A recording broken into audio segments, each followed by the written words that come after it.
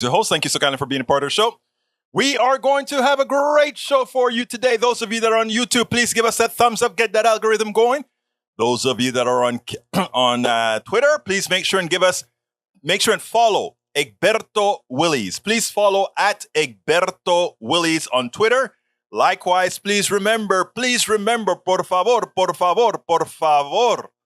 please remember to give us a like on Facebook. And Bridge MCP likes the little quote that I found because the other one is finally getting a wash because, I'm heading to New York on Wednesday. So I have a whole lot of work to do, guys, because I'm going to make sure you guys have a show every single day. So you can, whether I'm here in the flesh or not, you can come out here and have a good conversation on the interviews that I have. I got some good shows for you guys lined up. Please be there. Invite other folks to come on into the fold. Let's get it done. Bruce Pollard, good day. Hey, sound like you're from Australia, Senor Bruce. Eric Hayes is in the house. Who else is in the house? I got somebody on YouTube left me a message saying, Egberto, I love your show, but the entry to the show just takes too long. Which I told her how to get to the podcast that she can go forward. Look, if most of you don't like us saluting all the people and welcoming the folks in the beginning of the show, let me know if you don't want that. But that's only the first time I've heard that. I always thought, my personal thought, is that having an interactive show and acknowledging all the wonderful people in the house with us here on the chats is the thing to do. You guys tell me. Is it overdone? Do you want it stopped? Let me know. It's your show. AVQ, welcome aboard. Bridge MCP, La Preciosa Bridge MCP, welcome aboard. E2247, welcome aboard. We also have para ver, Maywood in the house. Who else is in the house? Come on, I want to call it out before I start reading. You have to have saludos. Thank you very much, Eric. Michael Rudden says, Eric Hayes, nobody's going to watch your videos while we are watching Egberto's live stream articles, man. Link to the articles. Okay, let's see what else we got here. I thought I saw my Atlanta brother. There you go. Paul Fleming from Atlanta is in the house. Alistair Waters says, I'm here. You dear beautiful lady, you're here. And you and I are burning up in Harris and Montgomery counties, my dear friend. Anyway, let's get busy. Egberto, Mondays come around, and I got a few big ones, and you know how fast I'm going to read them. Common Dreams and Brennan Center for Justice. Dark money pouring into Secretary of State featuring big lie candidates. A new analysis out Monday reveals that far-right dark money groups and donors are pouring millions into Secretary of State races across the U.S. This election cycle far outpacing such given in the previous years and warrant signs that Trump 2020 big lie has grotesquely altered races for powerful state-level positions that control the fate of the nation's democratic future. Overall, and based on the most recent filings, the report found candidates in Arizona, Georgia, Michigan, Minnesota, Nevada, and Wisconsin have raised $16.3 million therefore, more than double the amount in 2018, according to the report, across all 6 states. 12 election-denying candidates have raised $7.3 million. That's less than the $8.1 million collected altogether by the 10 candidates who have taken a stance against election denial, most of which was raised by incumbents who have inherent fundraising advantage. Without incumbents, the 6 remaining opponents of the election denial have raised $4 million. Look, while the Brennan Center analysis offers a detailed list of some individual given who are maxing out the candidates like Fenchem, its state contests nationwide, the group warns with dark money groups active in many contests, there is much we don't know about who is supporting election deniers. The Republican Party seems to have had it with democracy, having 0 positions with supermajority polling support. They aim to subvert every concept of free and fair elections. There got to be a crime story here. I don't even know if it's a crime story because with McCutcheon and Citizens United and all these different things, it's give money speech. Money is speech, according to those clowns. But here's what I have to tell my people. Money can lie, but money can't vote. Only you can vote. Go out there and vote. Let's forget about all this money going into places and let's use the power of geometric progression. What do I mean by that? You go out and you talk to 100 people and you teach that 100 people how to speak to 100 more. Geometric progressions say that it doesn't matter what they do with money, we can still win. And if you take a look at several of the elections thus far, money was not the important or limiting factor to get winners out. So we can absolutely do it, folks. We have to share our knowledge. We got to share politics done right. We got to support politics done right. We got to do all these things that are necessary.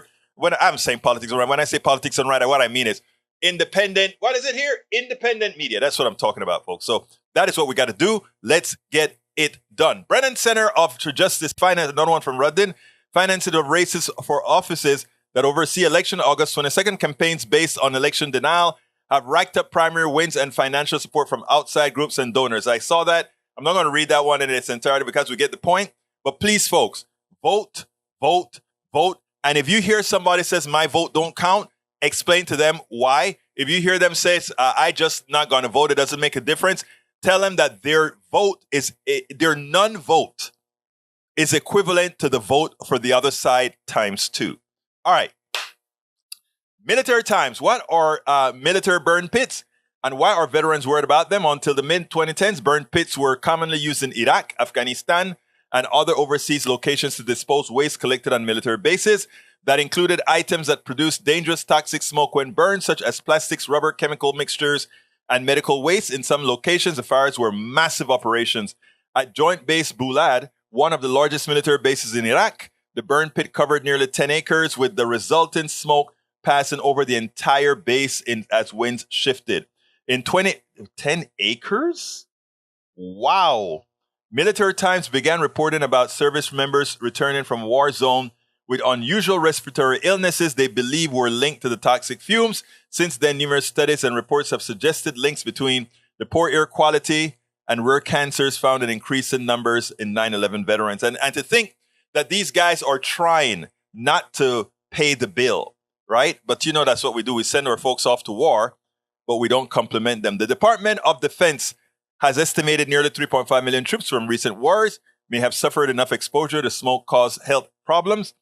Can't understand why this I can't understand why this waste wasn't buried in the middle of the desert, sufficiently far enough away from the bases. Burning it all has one tragedy after a next truth. Common Dreams, Bernie says, GOP shouldn't have funded wars if it didn't want to take care of vets. That's a corollary to the previous story, right? Toomey, a retired Pennsylvania Republican, has led the GOP's opposition to the Honoring the Pact Act of 2022, claiming the bill contains budgetary gimmick that would spark a huge explosion in unrelated spending and that the spending would be mandatory instead of discretionary. You bet your damn life it should be mandatory. Support of the bill. You know, these guys want the ability to, well, this time around, we find a reason to fund something. Otherwise, we don't fund it. Look, it needs to be done. It needs to be done. I'm not going to finish that one. Daily Show, you guys can use the link that Brother Rudden has given us. Last one from Brother Rudden. Bernie Sanders tweeted, I say to Senator Toomey, if you don't believe we can afford to take care of our veterans suffering from toxic burn pit exposures, then you should not have approved funding to the war. Talking our veterans is a cost of war, period. End of discussion. I've looked at the conservative response to this tweet, and they amount to simplify the law, pass it as standalone bill, and you get Republican support. We don't have to ask for Republican support. We can just pass the damn bill with 50 votes and then go campaign and point out that they send you to war, but they don't want to do what's necessary to take care of you after war. So no, change nothing on the bill. Just get your 50 votes. Let's call it a day. I know you need 10 Republicans for closure. This should give Sinema and Manchin a good reason to have an exception for a bill that saves people. But, you know, I think if they don't do that, they're just as bad as the Republicans. All right, E2247, welcome aboard. Bridge says, hey, all, welcome aboard. E2247 says, is the U.S. slow walking toward a monkeypox disaster? Monkeypox does not spread like COVID does. But however, I saw a TikTok with a young 19-year-old girl that got it, and she said she thinks she got it, not sexually, but she thinks she got it because she works at a gas station, handles a lot of dirty money in a dirty area, and she thinks it probably can live on money, etc., etc., etc. So again, it seems like just good hygiene lowers your chances of getting the pox, the monkeypox, because it really has to have more coverage than it does under COVID. That's what it looks like so far. We hope. Just wash your hands a lot, man, and try to stay away from people that are sneezing. And I will be wearing my mask, but it's not a respiratory thing only. So it can, apparently, if you get the virus and you put it on your face, it goes on your face and all of these, Hey, we live in a dirty world. Eric Hay says, let's see. You have no saludos? Okay. Alistair Water says, I'm here. Breach says, hey, Alistair. Rudnin, I could care less if you watch anything, but y'all be nice to each other, guys. Alistair Water says, seriously? Yes. Thank you, girl. Tom C. Egberto, keep welcoming everybody. Make show more personal with positive vibes. Absolutely. That's what I want to do. Okay. I honestly, when I come into this studio and go online, I feel a camaraderie with all of us. It's like we sit down and we have a meeting together and we talk together. I prepare the videos. Sometimes I get to them, sometimes I don't. But if I don't get to them, the videos are all on our pages, on our podcast, on our YouTube. So thank you for that encouragement, Brother Tom. I appreciate that very, very much. Shiva Las Vegas is in the house. How you doing, Shiva? Shiva, how you doing? Alistair Water says, Eric, I'm interested in your videos articles, but won't look at them till after the show. Thank you. Share the links, brother. Yes, you do. Everybody here has a voice. We want to ask you, just try to make your voice be civil. And when somebody finds that you've made a mistake in something that you found or whatever, don't take it personally. We are here to learn together. I've screwed up. And I think just about everybody here has been able to look and say, Egberto, I think you screwed up on that one. And I'm not going to say, this is my show. I am the host of the show. How dare you? No, absolutely not. This is your show, first of all. And secondly, I really enjoy, if you're correcting me, that means you're damn well listening, man. Sheesh. Thank you. All right. Eric Hayes says, how about that great piece of spending legislation by Schumer and Manchin increasing taxes and paying for additional audits coming? Okay, my friend, who continues to have a mentality enslaved by the wealthy. We explained what carried interest was and who paid carried interest. But you know what? We have new people on the different live feeds. I want to let them understand what the increased taxes that he is talking about is all about. If you are a money manager, in other words, you don't make anything, you don't create anything, but a lot of retirees give you their money, or rich people give you their money, and they say, sir, you are a professional investor. We are giving you billions of dollars. Please invest this money for me. And I say, let's say I'm that parasite, and I said, okay, I'll invest your money, and I will keep 20% of whatever profits I make for you. In other words, I am going to go look up stocks and buy stocks for you, and any profit you make, I'll keep 20%. Now, the profits I make for you for your accounting purposes in America's failed taxation system is called capital gains. And your maximum rate on capital gains after, I don't remember how many years, I believe is something like 15% or 20%, something like that. But the guy who works with his hands or her hands, or goes to work every day, the secretary, the lawyer, the doctor, they have a maximum tax rate of like 39% or something. So this other person can sit his butt at his pool while somebody invests his money for him, gives him the money, and he only pays 20%. But here is the kicker. That employee who is investing for the investor also wants the deal. So he wants to be able to say, on the earnings that I make from your money, I want to only pay 15% in interest. No, that's what I want to do too. So here you are. If you go out and you are a teller at a bank, if you go out and you're taking money from other people to invest, you could possibly pay up to 38% of your earnings in taxes. But that money manager who sits his butt in a chair, makes a few telephone calls and does a few things on the screen, he wants to only pay between 15 and 20% or whatever on his taxes, a lot less than you. Eric Hayes is calling that increase a Biden tax increase. It affects less than 0.1% of Americans, $14 billion. But these are guys getting away with murder. They're getting away. They're laughing at you who go out there to work. They're saying, ta-ta-ta, look at all I'm going to pay. You pay to take care and make sure our military is strong and all these things are good so that I can pay little taxes. And those who have enslaved minds will say, hey, that is okay. I can pay 38%. You sit on your butt. You use other people's money and you profit from other people's money and don't pay taxes on it. Only an enslaved mind could believe that is okay. And we have a bill that takes care of that. And some say, oh, you raise taxes. Oh, come on, folks. Michael Rodden says, Egberto, Buckley, Vallejo, Citizens United, McCutcheon, that bribery isn't a crime anymore, is the crime story. Bingo. Bridge MCP says, Alistair Water, Eric, I'm interested in your videos, but won't look at it till while the show is on. Exactly, Bridge. Thank you, my dear beautiful lady.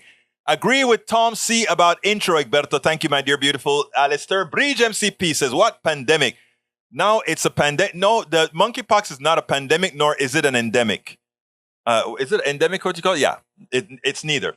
Rodden says, Egberto, it's too bad you didn't read the second one out. I nearly panicked seeing my name there in the Brennan Center article, but seriously, it's often said that the current election is the most important election.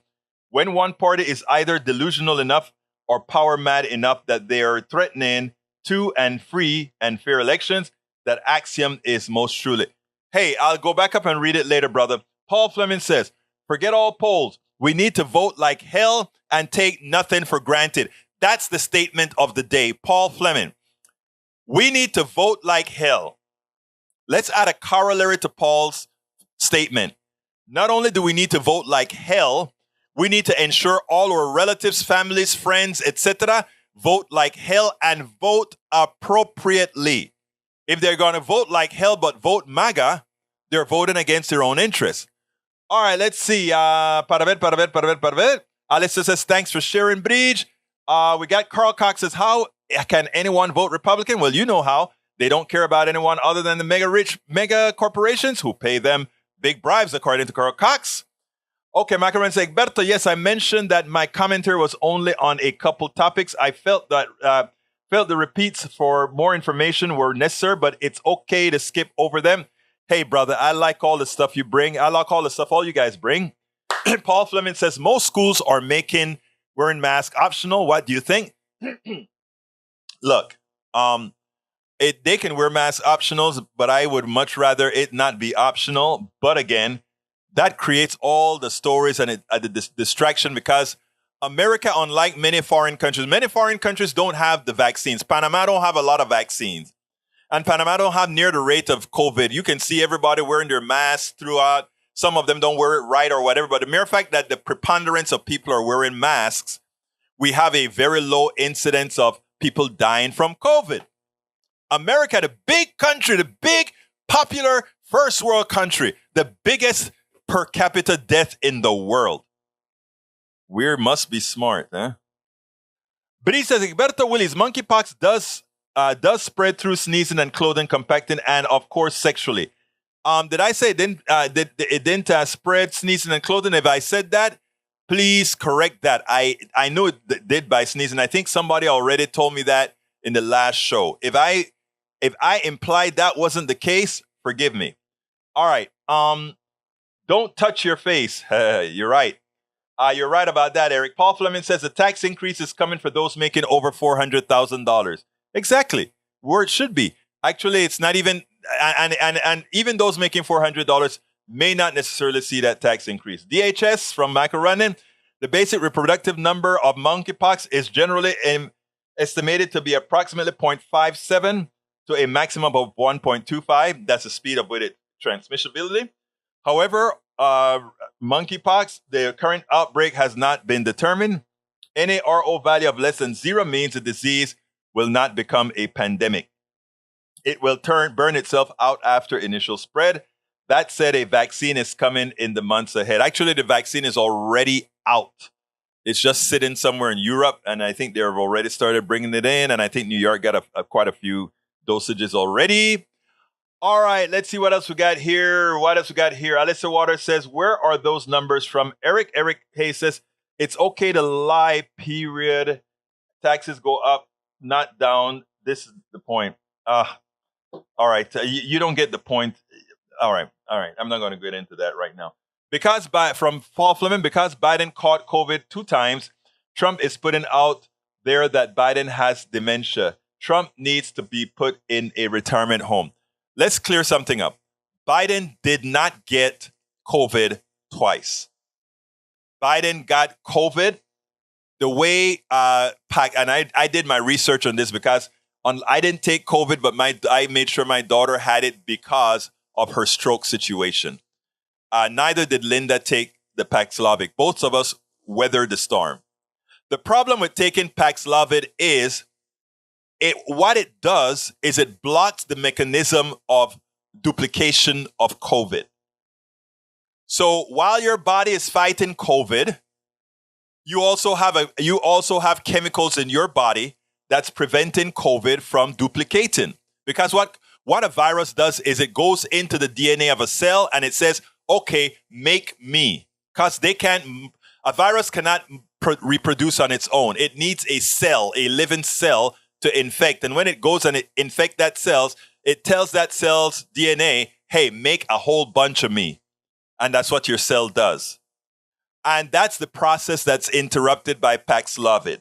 That said, the problem is, and I heard a doctor explain this on CNN or MSNBC today, is if the appropriate time is 5 days, 3 dosages a day. Okay, 2 dosages a day. The problem is if you are not completely cleared of the virus with the Paxlovid for 5 days and your immune system has not also completely cleared the portions that are still going to duplicate, you still have virus in your body. And since you're no longer on Paxlovid, the rest of your body is going to have to take care of killing out the virus, creating an immunity to the virus. The problem, again, is that they could have kept him on Paxlovid for a longer time. After he's been on for a longer time, that would have ensured that it is almost like shortchanging the amount of antibiotics you take. But Paxlovid is not an antibiotic. I just need to let that be known. Okay, continuing. Let's see what else we got. Egberto, pardon. I typed on that comment you read out. Valueless one will burn out itself. Okay. No problem, brother. No problem. Bridge, he got it from the drug he took. Monkeypox was told a year ago and ignored. I didn't know that we actually knew about monkeypox coming out a year ago. Anyhow, first video of the day. I want to show you, first of all, this one is sort of funny. This is what happens when somebody that has a problem decide they want to go ahead and make a deal out of it. Check this out.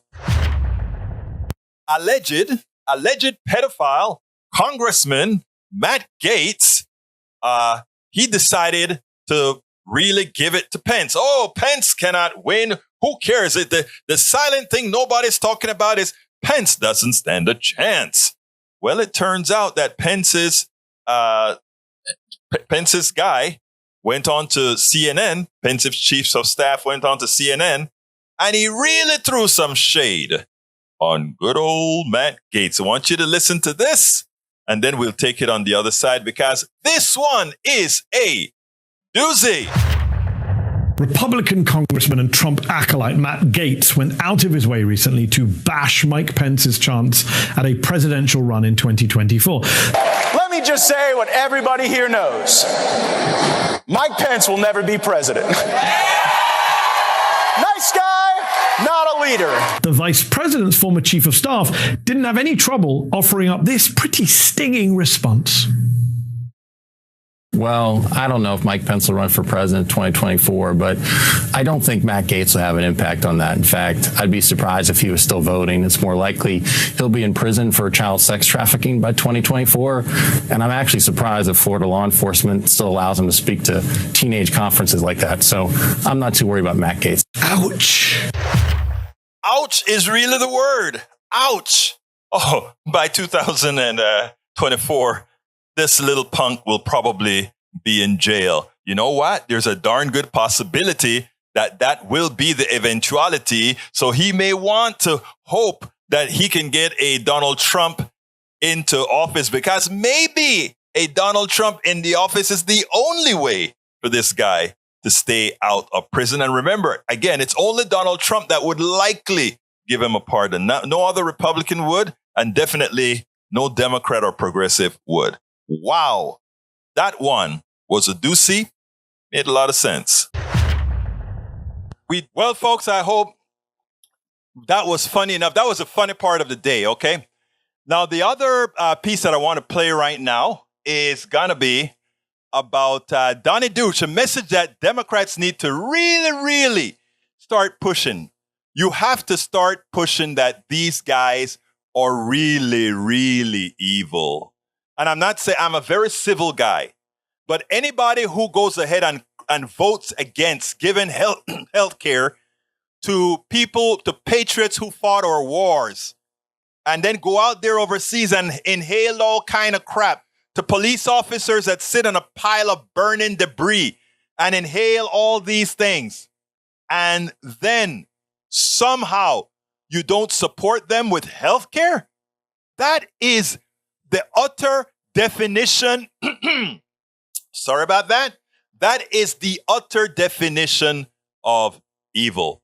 And what we have is Donny Deutsch pretty much saying, tell it like it is. He wasn't talking about this specifically. I actually, you know what? I think I better do this before I go to Donny Deutsch.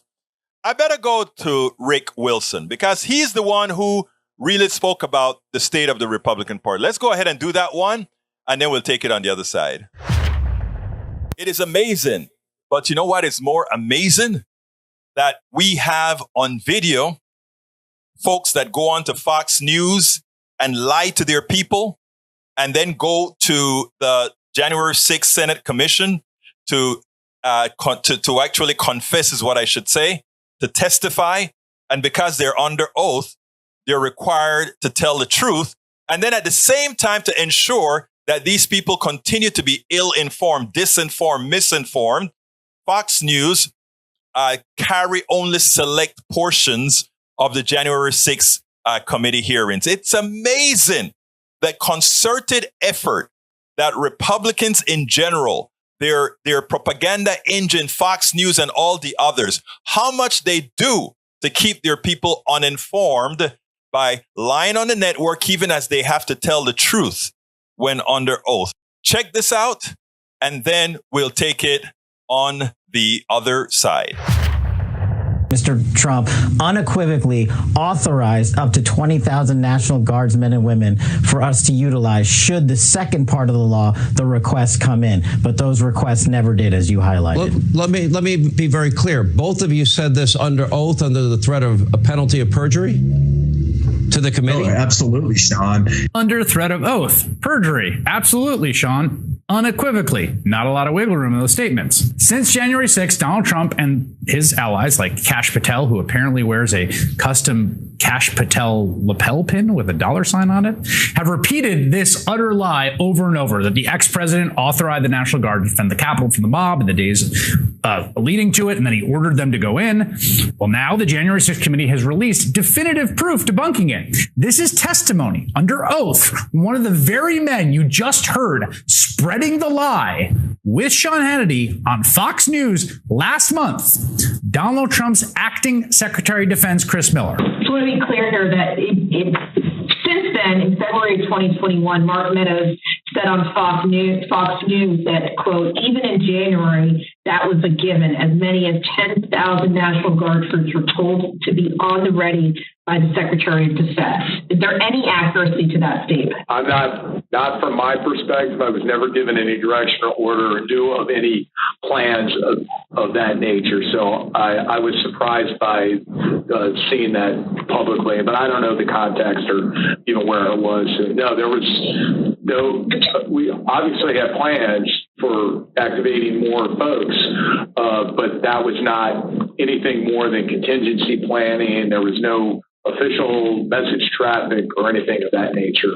Just so we're clear, you did not have 10,000 troops, quote, to be on the ready for January 6th, prior to January 6th. A non-military person probably could have some sort of weird interpretation, but no, to answer your question, no, that was not part of my plan or the Department of Defense's plan. Lies, just lies. They just lie. They just lie, they just lie, they just lie. But again, the most important thing that we have to understand here, because you know, many of us look at those people on the right and we just say, how can you be so dense? How can you not see the truth? This is a perfect encapsulation of how they do it. Yes, you can say that some people are lazy in not choosing other sources of information. Look, it turns out that progressives are right. They're correct. But there are people who only listen to a progressive channel and they don't listen to other news to really be informed so that they can make rounded opinions. So all sides suffer from the same thing. It just happens to be that progressives are not in the lying business. Progressives are not in the business to try to harm their people. But if we were, the same problem that they're having on the right, we would as well. Again, here is what Fox News does. They go ahead and they make sure that they get the liars on their network so the people who follow them only hear the lies. They keep their people believing that they make a caricature out of the rest of the media so that it's hard for people to grasp on the truth. And then when their people come to go on to be interviewed, to testify under oath, they are forced to tell the truth. We all know that most of these hearings occur on all the different networks except for Fox. And of course, Fox News, as they're presenting the case, they try to make it very difficult for their own people to get at the truth. So not only do they have people lying on the channel, they make a concerted effort to keep their people ill-informed, disinformed, misinformed. It's a hell of a racket, but it works. It absolutely works. We can see it here in our room. Roberto Lewis, by the way, folks, Roberto was in Iraq, and I remember Roberto calling me many times when bombs were flying into his base in Iraq. On the cell phone, we're talking, and bombs are flying while he's in Iraq. And yes, he saw burned pits too. So, folks, while a lot of us sit down here and talk, there were true Americans that went out there as well and fought. And the least we can do is never, ever have them wanting. I want my brothers like Roberto Lewis and all these other folks that have gone out to war. Do you think I'm ever going to complain raising taxes to make sure those people who went out and defended the country are taken care of? Hell no. But Republicans don't care. They'll send you to fight to make rich people money, and then they talk about, but you're trying to raise taxes. We should say, in other words, why don't you go fight a war? Anyhow, there's another thing I want to show you guys. This one is important as well. This is important because that video wasn't the one I really wanted to show you. The one I really, really wanted to show you was from former Republican Rick Smith. Check out Rick Smith. Former GOP strategist Rick Wilson, he appeared with Joyanne Reid on her show, and he started to discuss this bill that Republicans once voted for to really give the appropriate type of health care to people who were victims of trash burning in Iraq and all other places that, got cancers that they shouldn't have, et cetera, et cetera, et cetera. Well, because the Republicans are pissed off at Joe Manchin and Democrats for having come up with a reconciliation bill, they just decided to can this bill. I want you to see what Rick Wilson thinks about his party, that they would go as low as to harm people because they're just mad that Democrats are not just coalescing to whatever Republicans want in the Senate. Check this out, then we'll take it on the other side. There is little that is more repugnant than sending a young man off to war and then refusing to help him or help her when they come home sick because they went to war. I can't imagine anything sicker than that. And I wonder what you think of the high-fiving. Watching the fist bumping and the high-fiving at the end, it was nauseating. My old party loved to say, oh, we back the blue, we support our troops. We saw how much they backed the blue on 1-6. We saw how much they support our troops in this heinous vote. This is repulsive at every level.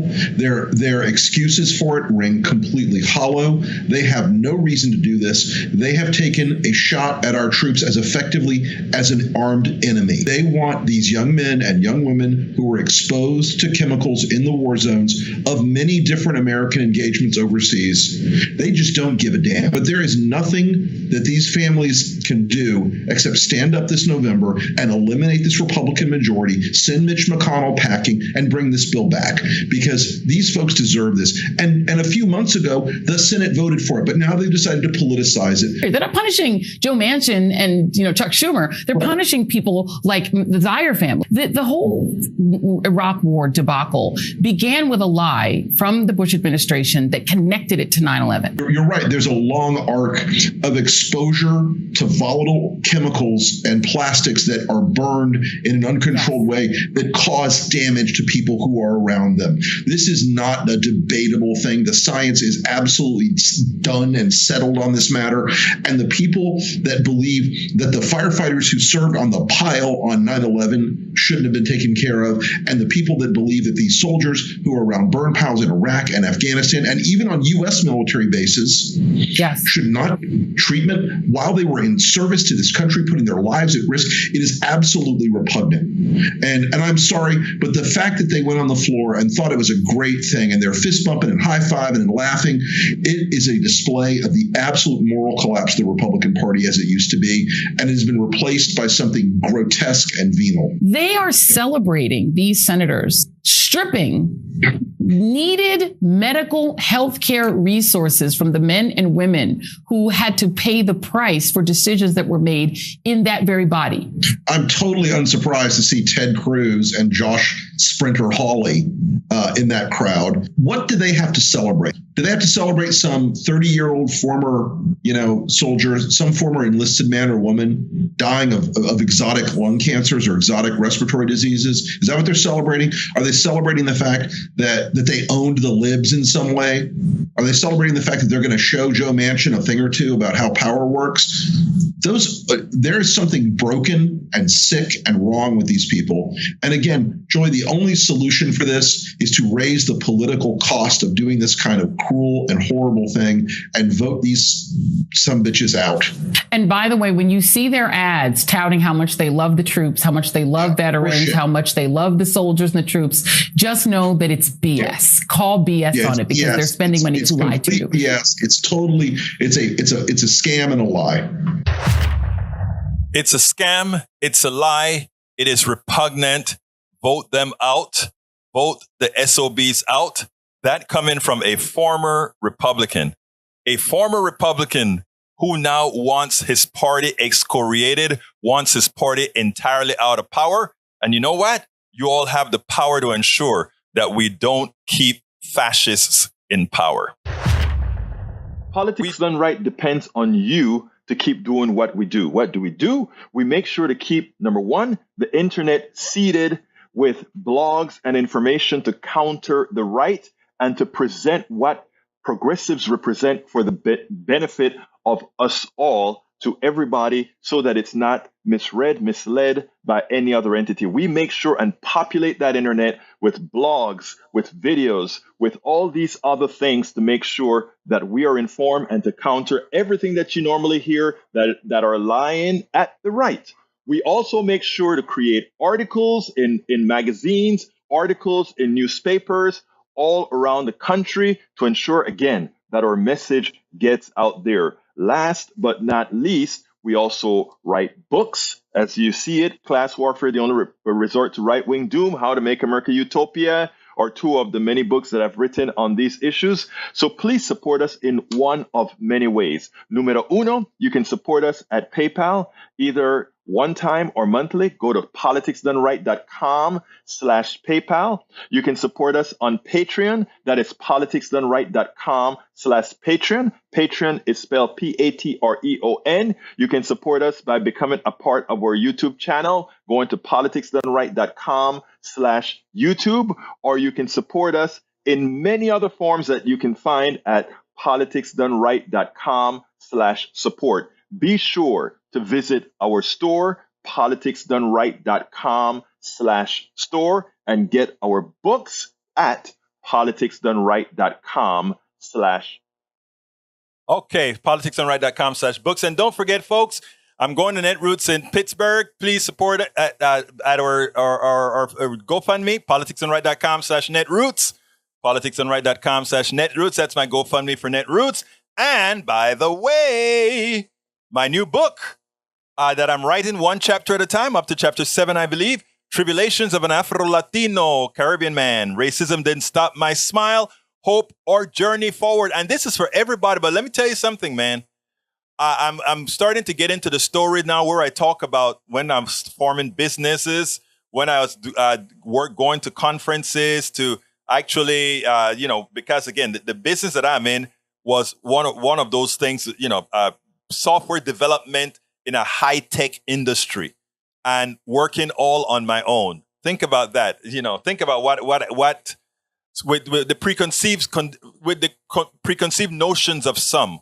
What does that really mean? So I'm just starting. I just got through a chapter in school, and I'm going into another chapter now. If I recall, is it my first job? I don't remember what it was, but I'm writing it. I haven't touched it in about 4 days, so I want to finish that chapter up for today before I get out of town. Anyhow, one other thing. I interviewed a special friend of mine today,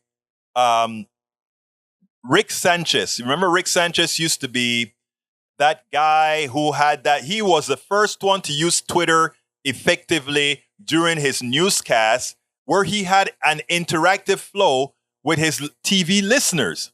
And to some extent, that is why I like this interactive stuff with you guys, where I read the messages as you're talking about it.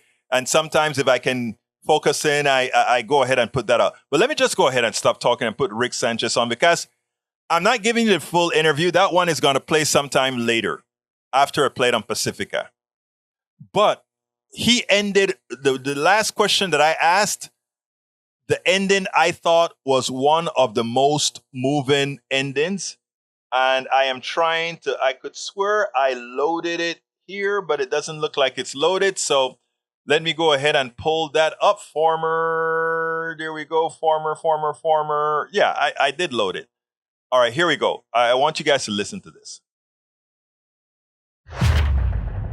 Earlier today, I interviewed Rick Sanchez, the former host of Rick's List, the #1 daytime program on CNN, who, because of some words that he inartfully said, was pretty much canceled out of CNN. I have a pretty long interview. Last question I asked him, I think deserved a standalone segment here, and I'll release the full interview later on after it's played on Pacifica Network, KPFT 90.1. But I wanted this to come to my audience right away because I really liked what Rick Sanchez had to say here. I think it is empowering and it's something everyone needs to hear, not waiting for the entire long interview, but now. So here's that last question I asked Rick Sanchez. The last question I always ask everybody is, what would you have liked me to ask you that I didn't? Oh, wow. What would I have liked for you to ask me that you did not ask me? I think you should ask me what I took from being brought down, humiliated, fired, being at the depths of sorrow, as they say, when I lost my gig at CNN, and what I learned from the comeback. So give me the answer. Because I just asked it. I just asked it in your voice. Here's what I learned. I learned that we all have skills. Some of them are God-given and others are those that we conditionally assume after we choose our way in the world. And by getting knocked down to the ground, stripped of my ability to earn a living, because it wasn't just CNN that said, we're not going to hire you or employ you. Every other network then said, sorry, we think you're great. We've seen your tape. My God, you're really good on camera, but no way. You're done. You'll never be on TV again. And after going in the closet and crying in a way that my family wouldn't see me because I was embarrassed to see them and me in that position, one of the things I realized was that I needed to remake myself. And from time to time, we all have to remake ourselves, and it's a healthy thing. And to remake yourself, all you have to do is you dig down deep. You find is what are the qualities inside of you that are transmittable to another industry. And in my case, I found out it was healthcare. Who knew? And I built a $4.4 billion company, and it's actually a little more than I used to make at CNN, to say the least. And the reason I was able to do that was two things, really.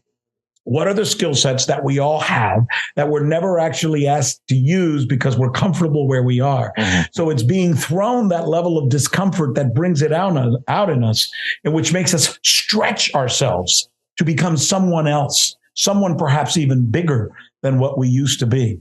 And that was the experience that I had when I found out, okay, I've never done radio per se, but now iHeart's going to give me a gig doing local radio. I'll do it. I've never taught school, but I'm going to go and find a teaching job so I can make extra income.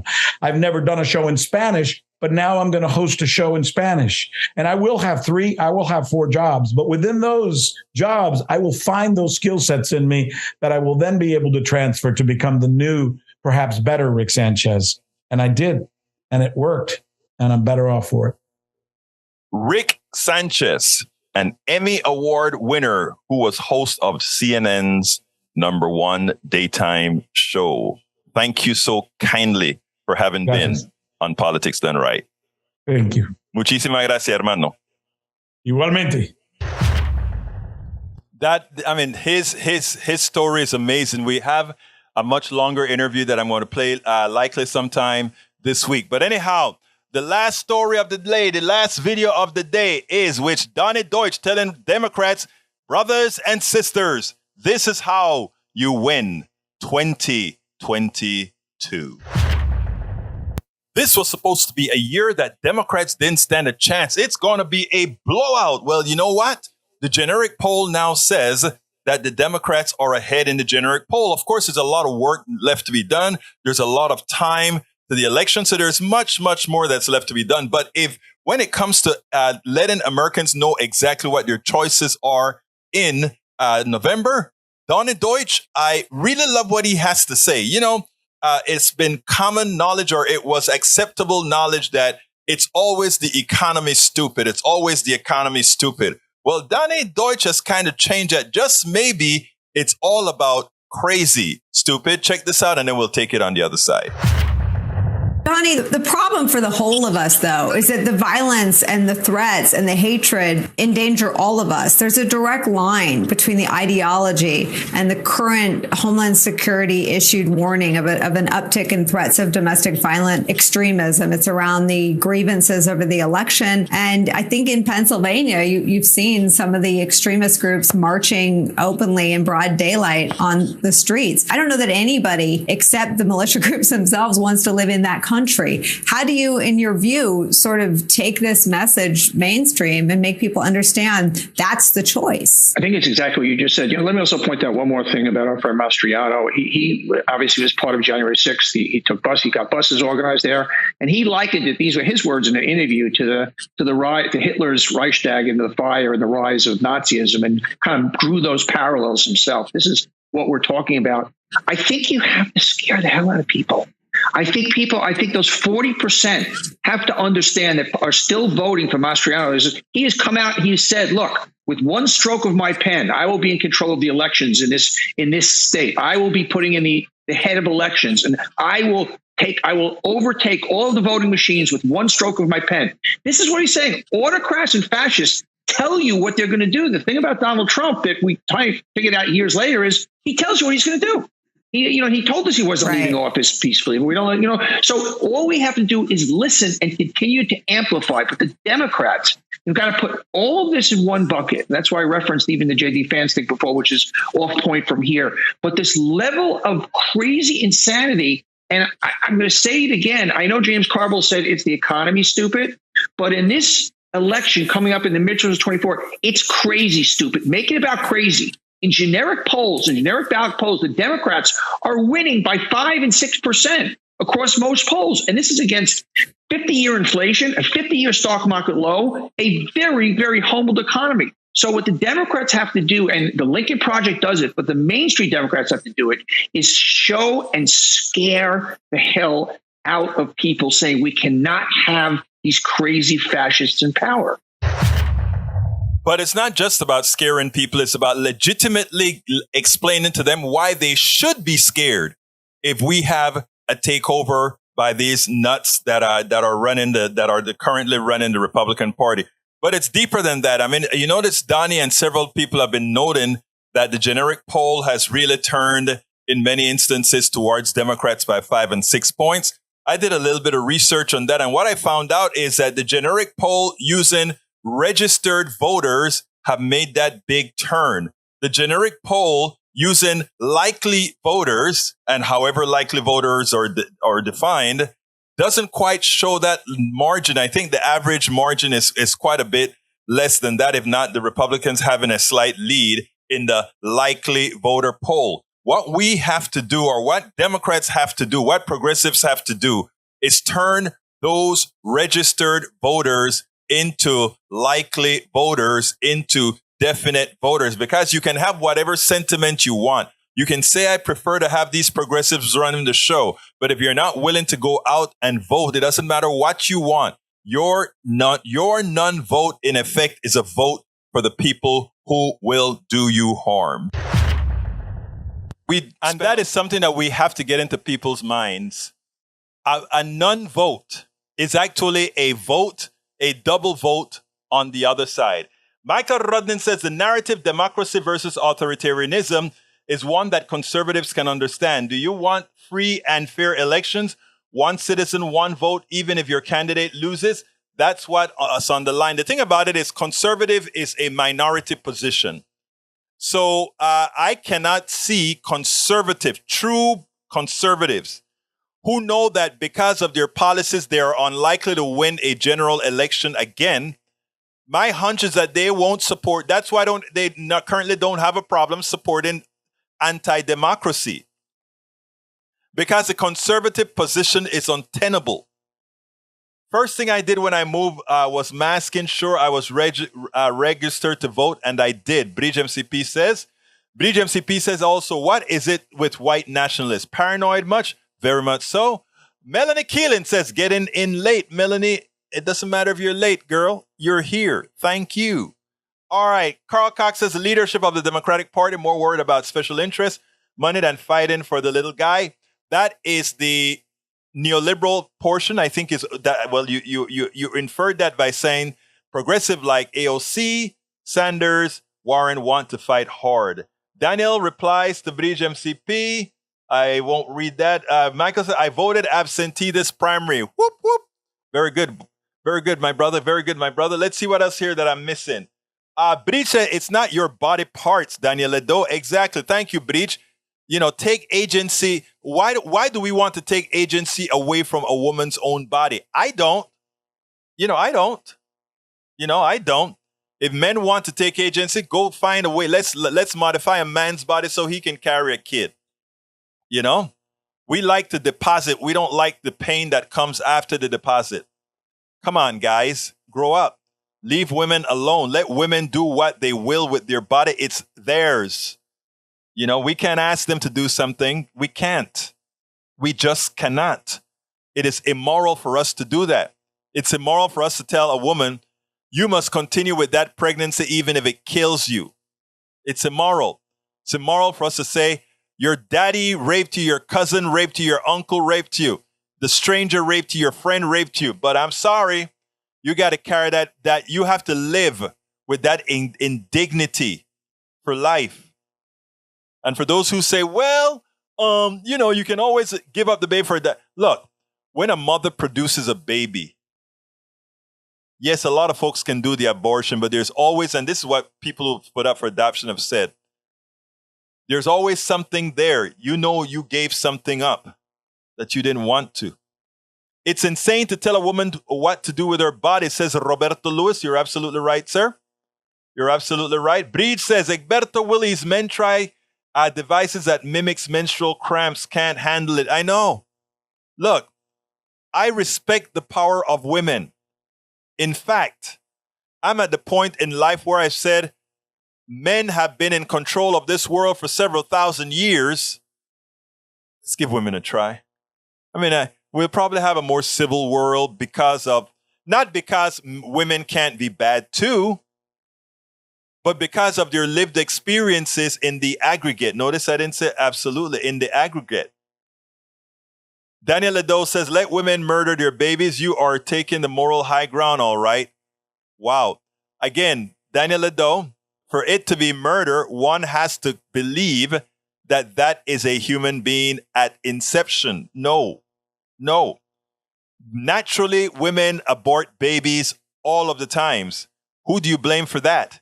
Have you ever written a letter to God and said, God, why did you kill that baby? I don't think you did. There are certain realities in life that we all need to acknowledge. Several realities in life.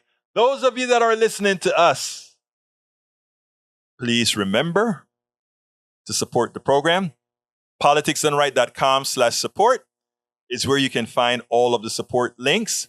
Please support our trip through our GoFundMe at politicsdoneright.com/netroots. We're going to make policy or talk about policy in Pittsburgh, Pennsylvania in about 2 or 3 weeks. Actually, on Wednesday, I head off to New York to discuss how to bring people together, etc. But it's important for you to know that I'm working on all those 5 shows that I have to prepare. 2 for KPFT and 3 for you, my peeps. So, and by the way, I don't know if I've told you guys yet, but KPFT now wants me to do the Politics Done Right at noon, 5 days a week. And you know me, I don't like to disappoint my peeps here, so I'll find some way to keep us at 3 o'clock as well. So I don't know exactly how it's going to work out. I'll do whatever I can not to kill myself to make sure that it gets done. Bree says, "Weep that jacket, LOL, handsome fellow. You like my jacket? You like the new jacket? If you like the new jacket, I'm gonna add it to the repertoire." Nanette Birdsmith says, "Have a safe trip, Egberto." Nanette, I hadn't seen you in the house before. Welcome aboard, my beautiful Nanette Birdsmith. Michael says, "Egberto, switching to noon schedule. That's my busiest time." No. I said KPFT is going to be at noon. My Politics Done Right at KPFT at noon. If I have to do 2 shows, that would mean me doing an extra 3 shows. Because right now I do 7 shows a week. It would mean an extra 3 shows. And I don't want to lose my folks who love 3 o'clock. In fact, I would love if my folks preferred like 6 o'clock or 8 o'clock or something like that. But right now it's 3 o'clock. If you guys would like to move to 6 or 8 or whatever, give me enough of a reason to give me enough of a pressure to do it. It's your show. I will. Anyhow, I got to get out of here. My name is Egberto Willies. This is Politics Done Right. And you guys know how I love this schedule. What? What am I? You see how you guys have me talking different things out of my mind? Let me try and end the program again. My name is Egberto Willies. This is Politics Done Right. And you guys know how I end this show. I am what? And I'm not ready. Out.